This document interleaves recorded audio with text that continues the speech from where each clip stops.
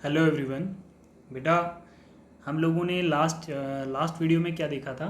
Last video में हमने देखा था मेल सेक्स ऑर्गन्स का कौन सा वाला पार्ट, फिलामेंट और एंथर वाला पार्ट, स्टेमन्स वाले पार्ट में हमने थोड़ा बेसिक इन्फॉर्मेशंस कलेक्ट किया था, राइट। अब हम लोगों ने बात की थी कि हम लोग डिटेल स्ट्रक्चर पढ़ेंगे एंथर का एक कट पार्ट, किसका? एंथर का एक कट पार्ट हम लोग डिटेल माइक्रोस्कोपिक्स देखेंगे, उसमें कैसा दिखता है, ठीक है। तो जैसे हम लोग देखिए, इसका कट पार्ट है ये, इस स्लाइड्स का ये वाला जो पार्ट है इसको हम लोग कट कर रहे हैं यहाँ से, ठीक है। यहाँ से कट करके हम लोगों को ये वाला पार्ट जो है यहाँ पर ऐसा दिख रहा है, ठीक है। ये वाला पार्ट जो है यहाँ पर हम लोगों को ऐसा दिख रहा है, ठीक है। अब इस पार्ट में देखिए, सबसे पहले जब हमने एंथर के लोब्स को कट किया तो एंथर का एक लोब हमें ऐसे दिखने लगा, कुछ ऐसा दिखने लगा, ठीक है। एक लोब जब हमने कट किया तो कुछ ऐसा दिखने लगा, ठीक है बेटा। और जो दूसरा लोब्स था वो भी कुछ ऐसे दिखने लगा, ठीक है, ठीक है बेटा। अब देखिए, ये जो लोब्स हैं, हर एक लोब्स को हम लोग क्या बोलते हैं? Each lobes have two theca. एक लोब्स में कितने थीका है? एक लोब्स में दो थीका है, ठीक है। ये जो है एक थीका और एक ये थीका। एक लोब्स में कितने थीका है? दो थीका है, ठीक है बेटा। अब इसमें देखिए कि एक थीका के अंदर, ठीक है, एक थीका के अंदर क्या होता है? Microsporangium, that is known as microsporangium. क्या है? माइक्रोस्पोरेंजियम्स। और माइक्रोस्पोरेंजियम्स के अंदर क्या है? ये फील्ड क्या है? Sporogenous tissue. क्या है ये? Sporogenous tissue. यहाँ तक क्लियर है सबको कि जब हम लोग बाइलोब्ड को कट करते हैं तो वहाँ पर हमें एक लोब के अंदर दो थीका दिखते हैं, तो दो लोब्स के अंदर चार थीका दिखने लगे, और एक थीका के अंदर, और हर एक थीका के अंदर माइक्रोस्पोरेंजियम प्रेजेंट है। और उस माइक्रोस्पोरेंजियम्स के अंदर क्या प्रेजेंट है? Sporogenous tissue. और स्पोरोजीनस टिश्यू जो होते हैं आगे जाके जब मैच्योर होंगे और ये फॉर्म करेंगे पोलन ग्रेन्स। क्या बनाएंगे? पोलन ग्रेन्स बनाएंगे, ठीक है बेटा। जब माइक्रोस्पोरेंजियम्स मैच्योर होंगे तो क्या बनाएंगे? पोलन ग्रेन्स बनाएंगे, राइट। यहाँ तक क्लियर है सबको? अब देखिए बेटा, इसमें क्या होता है कि इसके अंदर एक इम्पॉर्टेंट कॉन्सेप्ट है। ये देखिए, ये रेड कलर के आपको एक रेड कलर से जो आपको दिख रहा है, दैट इज एक लेयर है। इस लेयर को हम लोग क्या बोलते हैं? Tapetum layers. क्या बोलते हैं? Tapetum layers. टैपिटम लेयर्स जो होती है provide nutrition to the developing sporangium tissue. फिर से सुन लो, ये जो टैपिटम लेयर है बेटा, ये क्या करती है? टैपिटम लेयर जो है ये स्पोरोजीनस टिश्यू को न्यूट्रिशंस प्रोवाइड करती है, which work as a analogous of Sertoli cells. आप लोगों ने पढ़े थे स्पर्म्स में, सर्टोली सेल्स जो थे वो क्या करते थे? वो स्पर्म्स को नरिश करते थे। सेम यहाँ पर टैपिटम लेयर जो है वो क्या करती है? डेवलपिंग स्पोरोजीनियस टिश्यू जो है उनको न्यूट्रिशंस प्रोवाइड करती है, ठीक है। एक बात ये क्लियर होगी। दूसरी बात इसमें क्या है कि जो ये टैपिटम लेयर है, लेयर सेल्स हैव जनरली बाइन्यूक्लिएटेड। और यहाँ पर क्या है कि इस लेयर्स के अंदर, ये लेयर ऐसे है बेटा, ऐसे, ठीक है, और ऐसे, ऐसे, ठीक है। और इस लेयर्स के अंदर हमारे पास दो न्यूक्लियस प्रेजेंट होते हैं। ये चीज़ याद रखना, एक साइटोप्लाज्म्स में दो न्यूक्लियस प्रेजेंट होते हैं इस लेयर्स के। तो बाई न्यूक्लिएटेड टैपिटम लेयर्स है ये, ठीक है बेटा। जितने ज़्यादा न्यूक्लियस होंगे तो उतना ही ज़्यादा न्यूट्रिशंस प्रोवाइड करेगी। अब ऐसे याद रख लो इसको कि भाई जितने ज़्यादा न्यूक्लियस हैं तो उतना ही ज़्यादा मल्टीप्लिकेशन तेज़ होगा और स्पोरोजीनियस टिश्यू को न्यूट्रिशंस प्रोवाइड करेगी। यहाँ तक समझ में आ गई आप लोगों को? ठीक है। वन मोर कॉन्सेप्ट, इसमें एक और कॉन्सेप्ट है। वो कॉन्सेप्ट क्या है कि भाई यहाँ पर क्या होता है कि कुछ इम्पॉर्टेंट लेयर्स प्रेजेंट होती हैं, ठीक है। थीका के बाहर कुछ इंपॉर्टेंट लेयर प्रेजेंट होती हैं। ये देखिए, जैसे आप लोगों को पता है कि हमारी स्किन्स के बाहर कौन सी लेयर प्रेजेंट होती है? Epidermis layer. तो भाई क्यों ना इनके बाहर भी, ठीक है। तो इसके बाहर भी एक थीका, जो थीका है उसके बाहर कौन सी लेयर प्रेजेंट होती है? एपिडर्मिस लेयर प्रेजेंट होती है। याद रहेगा सबको, थीका के बाहर कौन सी लेयर प्रेजेंट है? एपिडर्मिस लेयर प्रेजेंट है। और फिर इसके बाद देखिए, इस एपिडर्मिस लेयर के बाद एक बहुत इंपॉर्टेंट लेयर है जिसका नाम है एंडोथीशियम लेयर। ठीक है, जस्ट एपिडर्मिस के अंदर कौन सी लेयर आती है? Endothecium layer.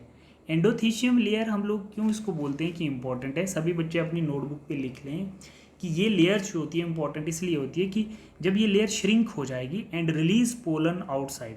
मैंने आपको बताया कि माइक्रोस्पोरेंजियम्स के अंदर स्पोरोजीनियस टिश्यू जो हैं जब ये मैच्योर हो जाएंगे तो अपने आप को पोलन सैक में कन्वर्ट करेंगे, पोलन ग्रेन्स बनाएंगे। बात समझ आ रही है? पोलन सैक के अंदर पोलन ग्रेन्स होंगे।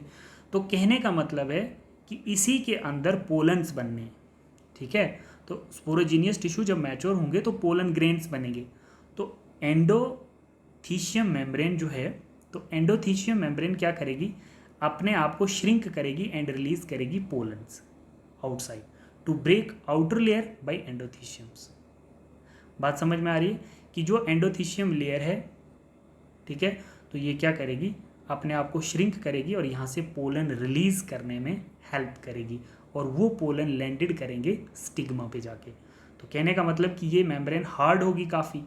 ठीक है, तो जब तक ये ब्रेक नहीं होगी तो तब तक पोलन रिलीज नहीं होंगे। तो एंडोथीशियम लेयर जो है ये अपने आप को श्रिंक कर देगी और श्रिंक करने से जो अंदर स्पोरोजीनियस टिश्यू कन्वर्ट होकर पोलन बने और वो पोलन रिलीज होकर फीमेल रिप्रोडक्टिव सिस्टम्स के स्टिग्मा वाले पार्ट पे जाके लैंड करेंगे। अभी तो कहानी बहुत दूर है, बट अभी आप लोग इसका एक इंपॉर्टेंट फंक्शन समझ लो कि एंडोथीशियम मेम्ब्रेन जो होती है वो अपने आप को श्रिंक करती है और पोलन विदड्रा होते हैं, बाहर निकलते हैं। ठीक है, अब इसमें देखो, जैसे हमारे पास क्या है कि एक मिडल लेयर होती है। ठीक है, तो मिडल लेयर जो है टैपिटम्स और एंडोथीशियम्स के बीच में कौन सी लेयर आती है? That is middle layer. ठीक है, ये आ गई मिडल लेयर और ये आ गई अंदर टैपिटम। ठीक है, तो टैपिटम्स और मिडल लेयर के बीच में टैपिटम्स और एंडोथीशियम्स के बीच में कौन सी लेयर आती है? मिडल लेयर आती है। अच्छा, दूसरी बात कि यहाँ पर प्रेजेंट होता है कनेक्टिव टिश्यू। ठीक है, कनेक्टिव टिश्यू जो होते हैं वो इन लोब्स को आपस में बाइंड करके रखते हैं। ठीक है बेटा, चलिए एक और आपने याद कैसे रखना है इन लेयर्स को। इन लेयर को कैसे याद रखेंगे आप लोग? देखिए, जैसे हमारे पास क्या होता है कि सिंपल क्या होता है कि एंडोथीशियम जो होती है या आप लोग कनेक्टिव टिश्यू जो बोलते हो, टू प्रोटेक्ट द माइक्रोस्पोरेंजियम। ठीक है, एंडोथीशियम्स का एक और भी फंक्शन होता है, क्या करती है ये? माइक्रोस्पोरेंजियम्स को प्रोटेक्ट करके रखती है and get filled and converted into pollen sacs. ठीक है, इसके बाद इसका ये भी एक इम्पॉर्टेंट फंक्शन है कि पहले तो इनको प्रोटेक्ट करके रखेगी, किसको? माइक्रोस्पोरोजीनियम टिश्यू को। ठीक है, माइक्रोस्पोरेंजियम्स को, और फिर बाद में क्या करेगी? Get filled and converted into pollen sacs, तो इनको पोलन सैक में भी कन्वर्ट करेगी। ये काम इसका ये भी है। ठीक है, बट इसको आपने याद कैसे रखना है इन मेम्ब्रेन्स को? ठीक है, मेम्ब्रेन्स को याद रखने का एक तरीका है आपके पास, जैसे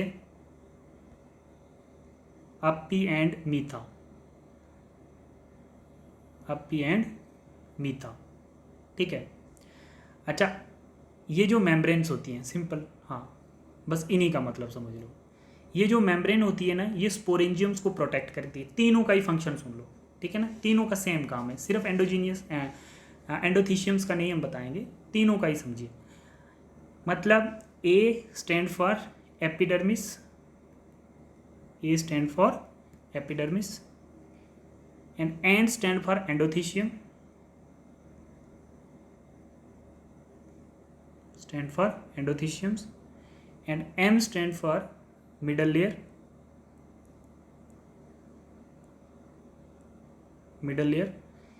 and T stand for tapetum,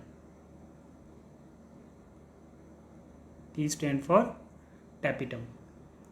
ठीक है बेटा, अब इसमें आप लोग मुझे बताएंगे, देखिए ये जो सारी मेम्ब्रेन्स हैं, ठीक है, टू प्रोटेक्ट द माइक्रोस्पोरेंजियम, ये क्या करेंगी? प्रोटेक्ट करेंगी माइक्रोस्पोरेंजियम्स को and get filled and converted into pollen sac, और फिर क्या करेंगी? कन्वर्ट कर देंगी माइक्रोस्पोरेंजियम को, किसमें? पोलन सैक में। ठीक है, microsporangiums and pollen sacs are the same terms. कुछ बच्चे बोलेंगे सर माइक्रोस्पोरेंजियम और पोलन सैक में क्या फ़र्क है?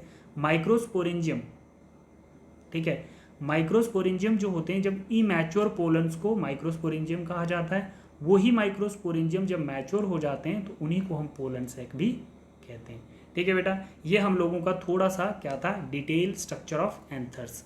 अब हम लोग देखेंगे आगे, नेक्स्ट स्लाइड में हम लोग देखेंगे, लेट्स स्टडी अबाउट माइक्रोस्पोरेंजियम।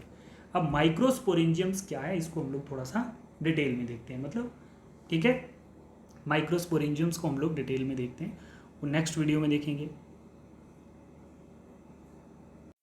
बेटा आप लोगों को कंफ्यूज नहीं होना है, microsporangium and pollen sac are same, ठीक है।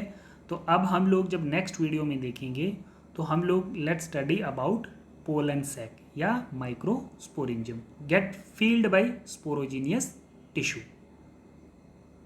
ठीक है बेटा, तो हम लोग नेक्स्ट वीडियो में देखते हैं, दैट इज अ माइक्रोस्पोरेंजियम और पोलन सैक।